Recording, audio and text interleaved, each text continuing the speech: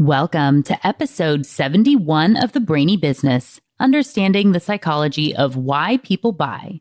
We've talked about counterfactuals already on the podcast, and today is adding in prefactuals. Ready? Let's get started. You are listening to the Brainy Business Podcast, where we dig into the psychology of why people buy and help you incorporate behavioral economics into your business, making it more brain-friendly. Now here's your host, Melina Palmer. Hello, everyone. My name is Melina Palmer, and I want to welcome you to the Brainy Business Podcast. Episode 68 on counterfactual thinking was super well received, as was the article I wrote for my Inc.com column on the subject titled How to Break the Negative Cycle of What If Thinking. Both of those are linked for you in the show notes, along with the freebie worksheet for this episode, which can be found at thebrainybusiness.com/71, along with the complete show notes and anything else I mention of note throughout the show. If you're already a member of the Brainy Business list, that freebie is already waiting in your inbox in the email you get from me every Friday, or on your super secret subscribers page of the website with all the freebies. If you're not yet on the list and would like to be, simply sign up for any freebie, including the one for this episode, and you will be automatically added. And for those of you in the States, you can sign up easily by texting the word Brainy, BRAINY, to 33777. You'll be added to the list and get a free copy of my ebook as a thank you. Before we jump into prefactuals, I want to remind everyone that the cart for the Brainy Mindset course is now open. Claim your spot by November 1st, and the first of our 6 weekly live trainings with me is on November 5th, which is a Tuesday. There are also lots of worksheets and a dedicated Facebook community where I will also be answering your questions throughout the course. It's going to be amazing, and we already have some fantastic people signed up and interacting there, getting a jump on things. The really amazing thing is that it's only $199 for the entire 6-week course, which will give you all the steps to tackle mindset and live support from me, walking through it with you every step of the way. Sign up now at thebrainybusiness.com/courses, and there are links in the show notes for you to get there as well. And to make things extra sweet for you podcast listeners, there is an extra bonus of 25% off, bringing the total down to only $149 if you use the code Brainy50OFF at checkout. Perhaps I'm a little crazy. I just want everyone to be able to tackle mindset and know how to overcome their blocks. So I ask you, we talked about goals last week on the show. What is finally hitting your goals worth? What is sanity and mental clarity worth? What is your productivity worth? If it's more than $199 over your lifetime, and something tells me it is, then you need to jump on this course right now while the cart is open. And again, it's even an easier yes with the code Brainy50OFF for only $149. Why would you not take advantage of that offer? Pop over to thebrainybusiness.com/courses right now and claim your spot. Hit pause. I'll wait. After all, we are talking counterfactuals and prefactuals today. I don't want you to have any regrets from missing out. Are you in? Did you grab your spot? Great. Welcome to the Be Thoughtful Revolution. That's the name of the Facebook group. I can't wait to jump into mindset with you. And with that being said, let's talk prefactuals. If you have not yet listened to episode 68 on counterfactual thinking, you're okay to listen to this one first, but you might want to pop back into it after you finish this today, especially if you have follow-up questions. In that episode, I get into the different types of counterfactuals, upward or downward, omission or commission, usual or extreme, and those do apply to prefactuals as well, but I'm not going to get into them and explain them again today because we already have the content for that and your time's very valuable. Instead, I want to build upon that episode and talk about the difference between prefactuals and counterfactuals and explain how they can work differently to help you achieve your goals, building on our theme here from last week. Goals are so important at this time of year. First off, as the year is ending, you're looking back at what you have done, what you could have done, and also looking forward at what you can do in the future. This is all counter and prefactual thinking in action. And as I've said already, they can be a huge aid in reaching goals or a massive hindrance. Understanding how they work is a big step toward being able to use them to your advantage. So that is the point of this episode. I'm going to do that by first telling you a little bit about the difference between the two. I'm going to give a couple of examples from my own experience of dealing with these, one as recent as yesterday and one from a few years back, and then also some studies and information about how these have been shown in the lab. So first, counterfactuals are looking back at something that has already happened and essentially undoing it in some way in your mind. Remember, in episode 68, we talked about how simply ruminating isn't the same as a counterfactual. Memory reflection itself isn't enough. You need to change what happened or could have happened in your brain for it to be a counterfactual thought.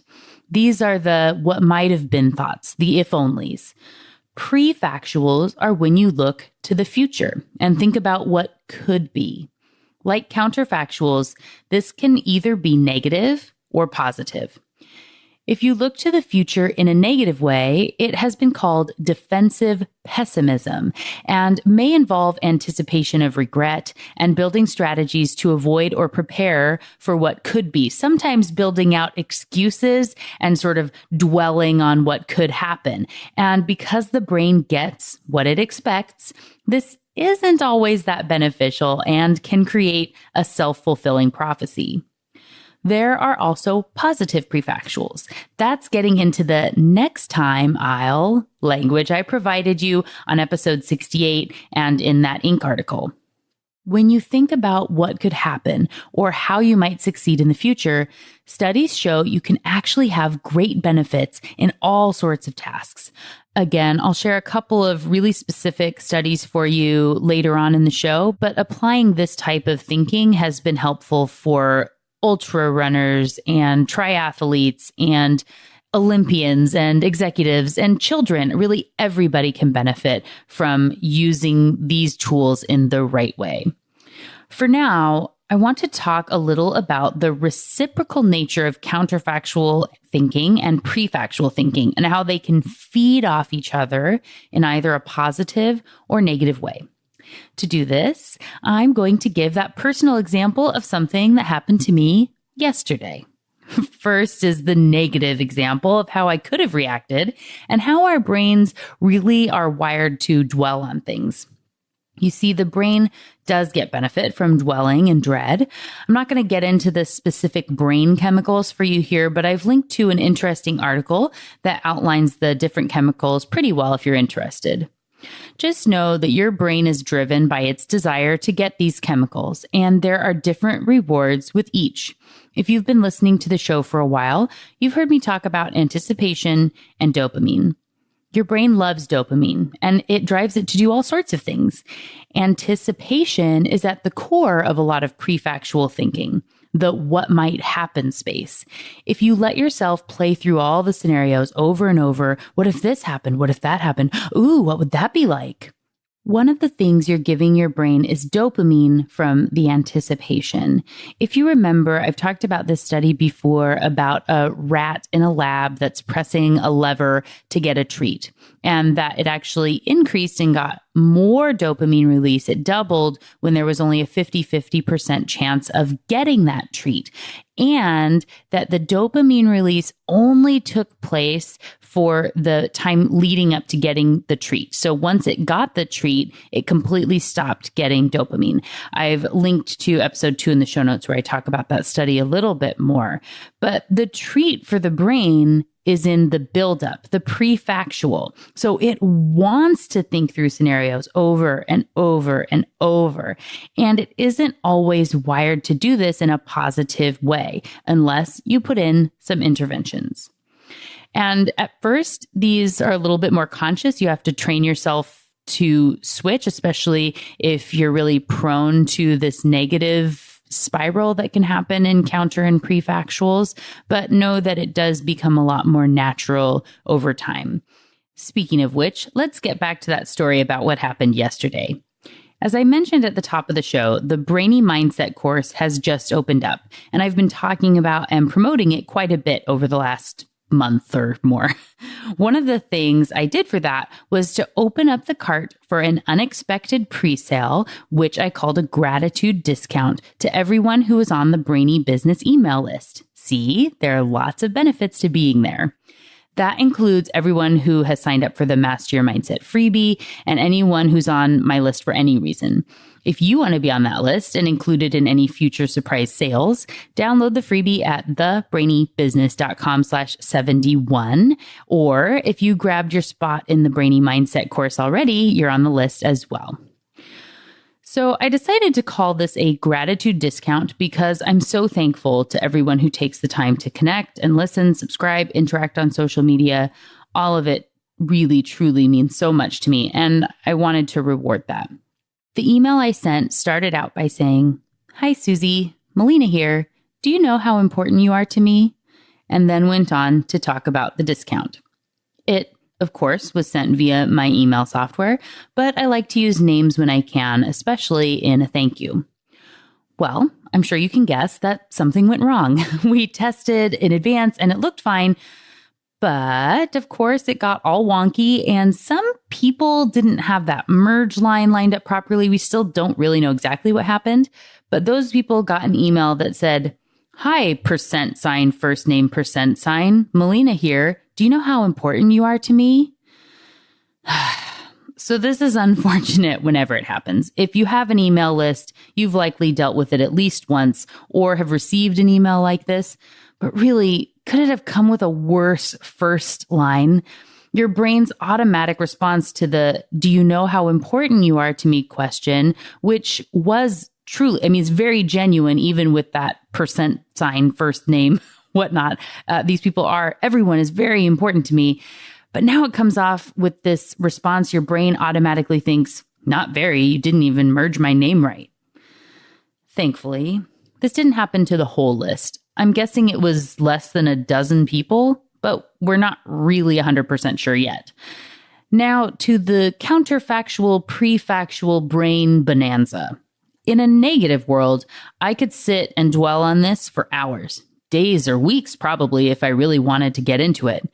My brain might say, "Oh my gosh, I can't believe that happened. We tested everything. I wish I would have tested again. I should have gone into ActiveCampaign to make sure it was right instead of just trusting it worked when I got the sample email. If only," insert name here, "had checked in this one spot. What must everyone be thinking? They must hate me and think I'm irresponsible. What if they all unsubscribe? What will I do then? Have I lost them? Will they stop listening to the podcast? I shouldn't send any future emails until this is 100% fixed. And I know for sure we will never have issues again." And then I'll take a break to buy a pint of ice cream before continuing to factualize counter and pre. You've been there, right? You've done this. I know you have. We're wired for it. Even if it was when you were 5 years old and lost your Barbie or G.I. Joe, or maybe when you hit send on an email too quickly, or said something stupid in front of your boss, or stopped for a quick Starbucks and walked in late for the meeting, or realized at the end of the day you had broccoli in your teeth and wondered, "When did I eat broccoli?" There are countless examples because our brains dwell on this stuff all the time.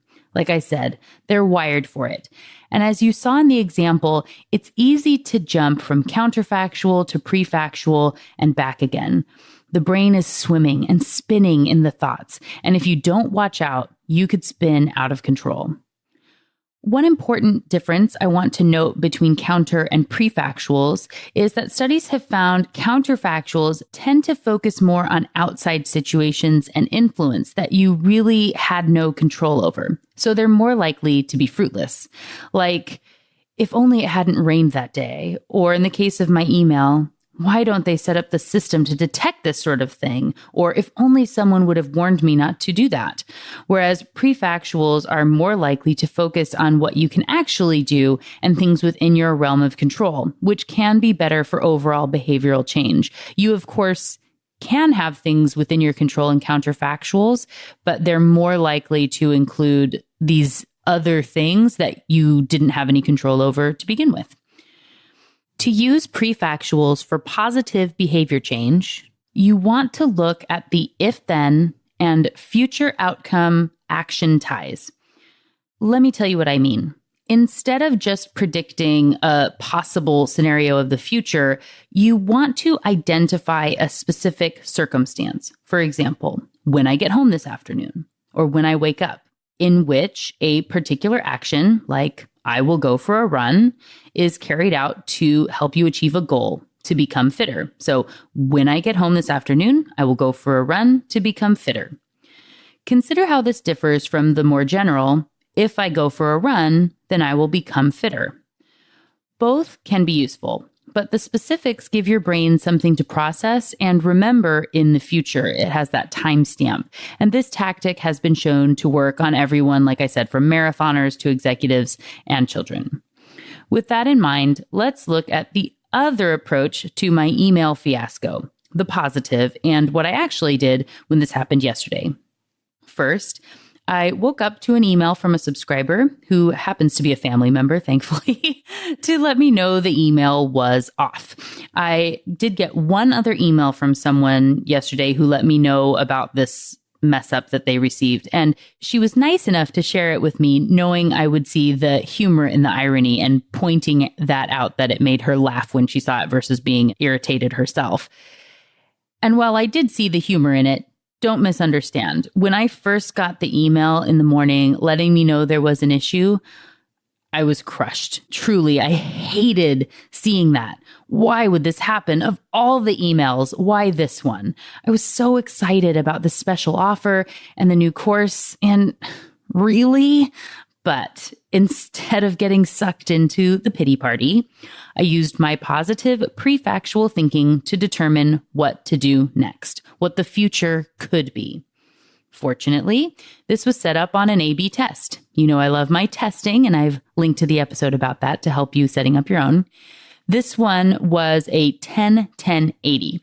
If you aren't familiar, the main types of tests you can do for something like this would be a simple 50-50. So half get one version and half get the other. In that case, everyone on the list would have gotten the email, and it would have been too late to physically change or stop anything. With a 10-10-80, it's sent to a random 10% getting one version and another 10% getting the second version. And then it's set to send the one that performed the best to the remaining 80%, in this case, 2 hours after the first email went out. Because I received the first notification before the full 80% email was supposed to go out, it gave me a chance to think a little about what could happen, prefactual. And because I didn't dwell too much on what might have been, counterfactual, I could take steps to actually make it better. We stopped the second email for the 80% and set up the coding so those without a name field would get something that said, "Hi, friend," and then moved forward. I also used the power of prefactual thought to say to myself, how might we prevent something like this from happening next time? Like I said, we tested. I get the sample email sent to me, and mine said, "Hi, Melina here," which is always comical to read in my inbox. But the problem is, and what I learned from this flub, there's learning in everything, I learned that the test wasn't set up to account for what could go wrong, but only show me if things went right. What I now know I really need is to have a sample email that doesn't have the name field filled in that we can run a test on if we were to set up this type of logic in the future. That way, I can see that it gets a hi friend message or whatever else we should be sending instead of the hi percentage sign, first name, percentage sign. And we can actually see it on a test instead of just assuming that piece is working. One key to using counterfactuals and prefactuals for your benefit is to look for the learning opportunity. Ask questions that are not helping you dwell, and instead say, how might we do better next time? Or what can we learn from this? Or what actually happened? And try to laugh about it. Like I said, we have to move forward at some point. Often in the moment, we see the scenario as the worst possible thing that could ever be and feel like we need to stumble all over ourselves to fix or apologize. Fight this urge. Take a breath. It isn't as bad as you think. Use the moment to get a few facts before you do anything. I have a lot of training in this area, both on the intellectual brain science level and on-the-job practical experience. In my previous role as Director of Marketing and Brand at the credit union, I oversaw the website, social media, and all communication to the membership of the credit union. Stuff goes wrong all the time. Sometimes it's little, but the untrained brain would still like to make a mountain out of those molehills. And sometimes it is a much bigger deal. Say we ran an upgrade that didn't properly integrate with the Visa processing system, and all 30,000 members can't use their credit and debit cards. The call center's flooded with angry members, and there's no ETA on when it will be fixed. That's not a hypothetical situation. That happened, along with about 1,000,005 other very similar scenarios where mobile banking was down for a week, or the website wouldn't work, or someone posted an angry comment on social media. My job in those situations was to be the calm voice of reason. Myself and the head of IT were the decision makers of what message to send to whom at what time. When something goes wrong, even something little, the inclination is to ask for a giant alert on the website or an upfront phone message for when people dial in. But you can't do that for everything because it will either overwhelm the brain and make it so nothing is noticed, sort of a boy who cried wolf scenario, or it will actually draw attention to something that most people didn't notice anyway. If something went wrong and it impacted 2% of the membership, there's no need for a massive alert to everyone or a big public apology, unless it's something really bad like a data breach, but I'm talking about more run-of-the-mill stuff here. And believe it or not, credit card processors going down or ATMs not working is fairly run-of-the-mill. It happens more often than you realize because there's someone in that institution like me who's only alerting you when you need to know something. In the case of my emails, like I said, I think probably it was a dozen or less people that had that problem that went through for them, but we didn't know until we dug in. So we stopped and ended up sending, maybe there are now some people that got 2 emails in the way that this all worked out. But it was better than if I would have sent a big apology email about how terrible it was and please don't be upset and don't judge me. You've seen that email. Maybe you've written that email before. That just draws attention for everybody for something that wasn't even on their radar. So knowing the true impact is really important before you send out that apology. Your brain is going to blow this thing, whatever it is, way out of proportion with the tools it has in its arsenal, prefactual and counterfactual thoughts. It wants you to think that everyone else is thinking the worst and spreading the word about how terrible you are, so you better get in front of this thing. No. Let me be the calm voice of reason in your head. It will be okay. You can move through this if you use those prefactuals to your benefit. Whether you're applying this to life or business, the steps are the same and fairly simple. First, take a deep breath. Pause for a moment to assess the situation. Then, ask some questions. How many people were impacted? What really happened? Is it fixed already? If not, when will it be fixed? What can we do now to make it better? Then, take the actions you identified need to be taken. Sometimes it does justify pulling out the big guns and putting the giant banner on the website and recording the upfront message on the phones. Whatever needs to happen in your situation, do it now. And sometimes that's nothing, and that's okay. Then you start writing out what you can do now to make this situation and others like it better next time. There will always be a next time. These are your prefactuals working for you to help you do better. So the summary of that is breathe, assess, questions, actions, reflection. It seems like there should be an acronym in there. Maybe I'll think of one later, but right now that Q is really making it rough. This is, of course, summarized for you on the freebie for this episode at thebrainybusiness.com/71. And now that I've shared some stories about how this can look and feel, as I've said, I'm sure you have 1,000,005 of your own. Please do come share your counterfactual and prefactual stories with me on social media. You can find me as The Brainy Biz on Facebook, Twitter, and Instagram.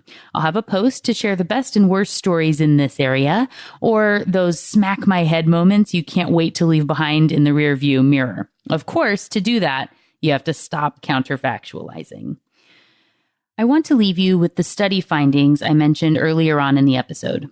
Some stuff that shows how this has worked in the lab to prove how beneficial it can be when applied to other types of thought. One study I really liked was looking at how counterfactuals and prefactuals would work on performance in a balancing task compared to a control group. So in all the groups, they were on a balance board, one of those things where you put a wooden plank on top of a round object and have to keep it as flat as possible and not let one end touch the ground. They got to test it out once or twice before beginning the actual timed study, and then they had timed trials. The test involved timed trials to see how long they could balance on the board. One group used counterfactual thinking methods. My performance time in that balance task would have been better if, and the other was given a prefactual prompt. My performance time in that balance task will be better next time if... So there's a very subtle shift there. It would have been better if, or will be better next time if. The control group was doing a creativity exercise that had nothing to do with the balancing task. So what do you think happened? Both the counterfactual and prefactual group did remarkably better as the trials progressed than the control group. Basically, the control group stayed the same over their 3 tests. The average was about 2 seconds of balancing. The ones doing the positively structured counterfactual and prefactual thinking averaged 10 to 12 seconds. That's 5 or 6 times better. Studies have found that people perform better on a task after doing prefactual thinking, even if they have no prior experience as well. So if they would have looked at the balance board and been asked to think through what they would do to perform best when they get on the board, they did better than those who just step on willy-nilly. This is why role-playing and visualization techniques are so important and why they play a big piece in mindset work. Planning for the future is how you shape it into what you want it to be. Sometimes that's based on the past, and sometimes you have to make it up as you go along. Moving out of negative counter and prefactuals into the positive space is such a useful and versatile skill for everyone. This is something that should be taught to every single person. We can teach ourselves to be resilient and our children as well. Anyone can do this. And the simplest way to start incorporating it in is with the next time I'll language. Your brain will always default to the woe is me pity party and wanting to pre-formulate an excuse for the problem that hasn't even happened yet. You'll likely always start there in this negative space, thankfully less and less as you practice these tactics. But it's okay. Be prepared for that too. All our brains are programmed for it, but it's what you do next that matters. It's okay to give yourself a minute or 10 to be annoyed and shake your fist in the air in irritation. Believe me, I complained a bit about yesterday's email. But then you move forward and think about what it's teaching you. There's always something to learn and always a way through to the other side. You'll get there faster and easier if you structure your counterfactuals and prefactuals to the positive. I promise. And if you're ready to master counterfactual and prefactual thinking, I've added a bonus module to the Brainy Mindset course with audio files from me asking questions and providing prompts just like I do with myself and with my clients to help you break through all sorts of mindset blocks, including the vicious cycle of negative counterfactuals and prefactuals.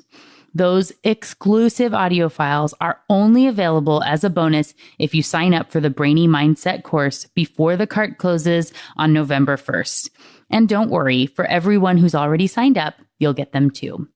They are worth their weight in gold just on their own and will definitely pay for themselves, along with all the other benefits of the Brainy Mindset course.